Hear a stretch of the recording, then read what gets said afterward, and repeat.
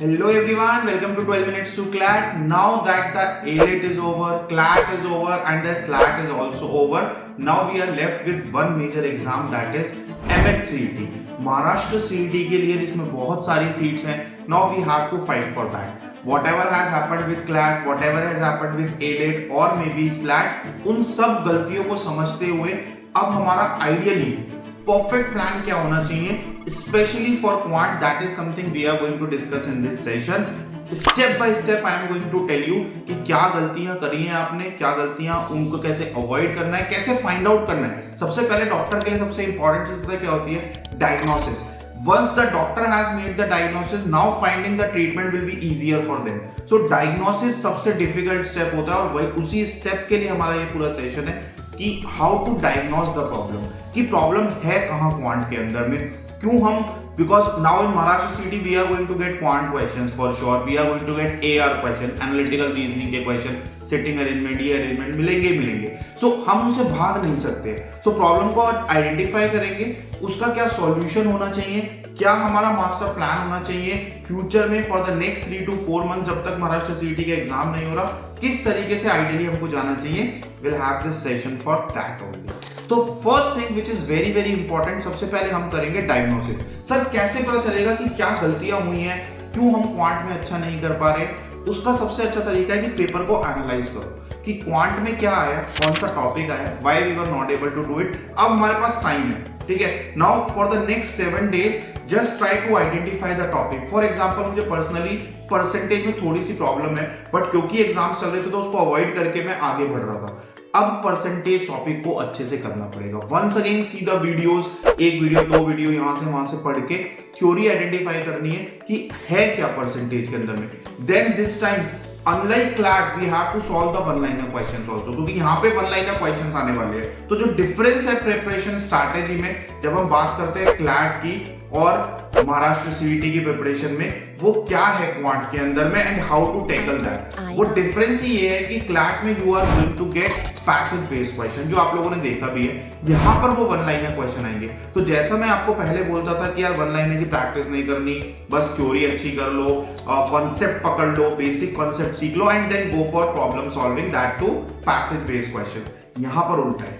यहाँ पर क्या है, जैसे ही किसी पर्टिकुलर क्वेश्चन टॉपिक का आपको लग रहा है कि basics is clear, you are done with the theory part, start solving the question. जितने ज्यादा सॉल्व करोगे क्वेश्चन उतना ज्यादा बेटर होगा. तो सबसे पहले तो अपने टॉपिक्स आइडेंटिफाई करने, जो हम उस टाइम पे तो आगे बढ़ रहे थे कि चलो ठीक है नहीं आता ढंग से टॉपिक, फिर भी थोड़ा बहुत तो कर लिया है, जबरदस्ती वीडियो देख लिया, नहीं.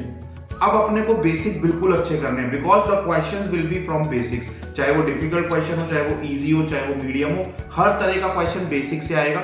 सबसे पहला टारगेट यही है कि अपने वीक टॉपिक आइडेंटिफाई करो. सबको पता है, सब अपने ग्रेबार में जाओ, सबको पता है कि टाइम एंड वर्क वीक है, या मिक्सचर एलिगेशन वीक है, या प्रॉफिट लॉस वीक है, या SICI वीक है, या पूरी क्वांटी वीक है. पूरी क्वांटी अगर आपको लग रहा है वीक है तो पूरा you can take a batch. ठीक है, हम लोगों ने महाराष्ट्र CET का बैच ऑलरेडी लॉन्च कर दिया. You can take a batch जहां पे स्ट्रक्चर्ड तरीके से फिर से हम सीक्वेंस में पढ़ेंगे and will solve n number of questions in that particular batch, because YouTube पे तो ऑलरेडी ऑब्वियसली स्ट्रक्चर्ड वे में पढ़ाई नहीं हो सकती है. So you can take that batch also. ठीक है, अगर आपको लगता है कि आपको बिल्कुल ही तैयारी नहीं है और आपको फिर से सब स्टार्टिंग से करना है, फोकस होकर के करना है, तो you can join that. But कुछ बच्चे ऐसे होंगे उनको लगेगा नहीं यार sir basic I have done. ठीक है, अब मुझे कहां से प्रैक्टिस सोर्स मिलेगा, क्या करना है? तो you can take the test series, right? You can take the previous year question. Previous year question किसके? CLAT के. Before 2020 वाले जो questions आते थे वो question मिल जाएंगे आपको easily.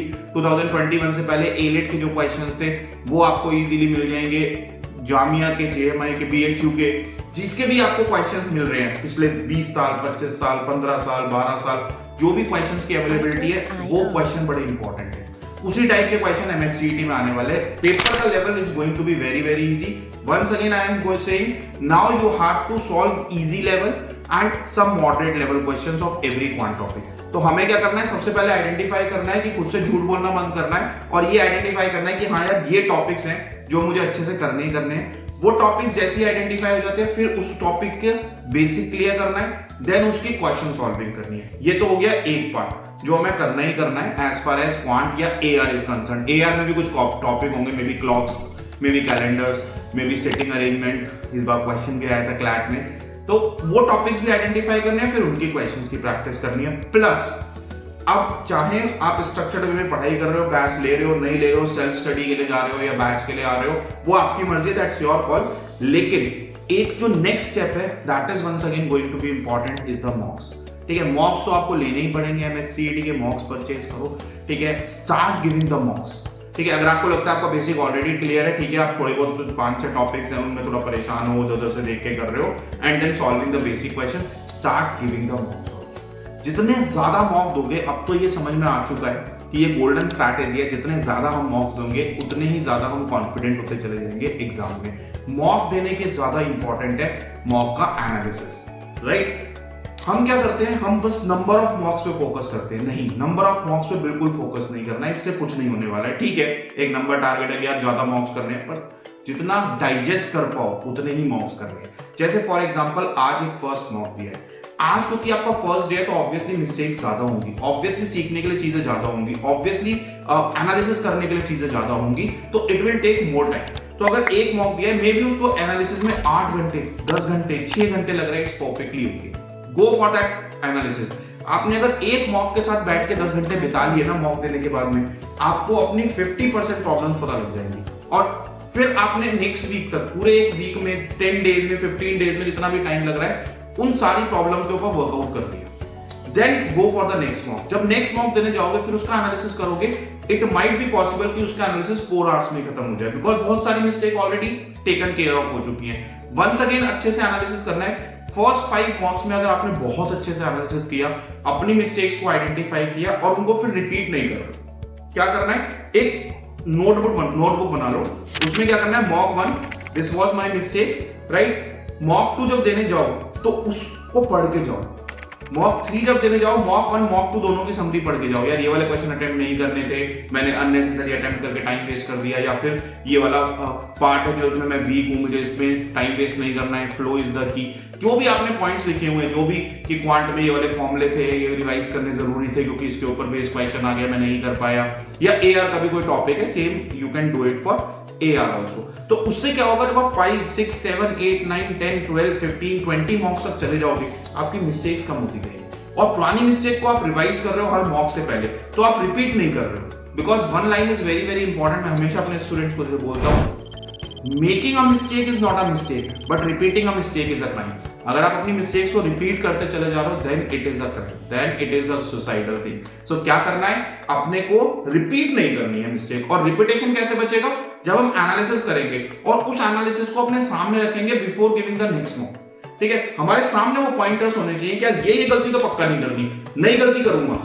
Mock is the place where you should do all the mistakes. इसीलिए हम बोलते हैं एग्जाम से पहले सारी मिस्टेक कर लो, सारी आइडेंटिफाई कर लो, और फिर सीधे एग्जाम देने चले जाओ। एग्जाम में कम से कम मिस्टेक होंगी, तो जितने ज्यादा मॉक्स दोगे उतनी ज्यादा मिस्टेक करोगे, लेकिन उनको आइडेंटिफाई करोगे एनालिसिस से, और उसके ऊपर वर्कआउट करोगे next 2-3 days, maybe 1 week. जितनी ज्यादा मिस्टेक्स होंगी उन पर डिपेंड करेगा। जैसे जैसे एग्जाम के पास जाओगे, मिस्टेक्स कम होती जाएंगी, एनालिसिस में टाइम कम लगता जाएगा। एक पॉइंट ऐसा आ जाएगा कि आप हाफ एन आवर में अपना मॉक एनालिसिस कर ले रहे हो।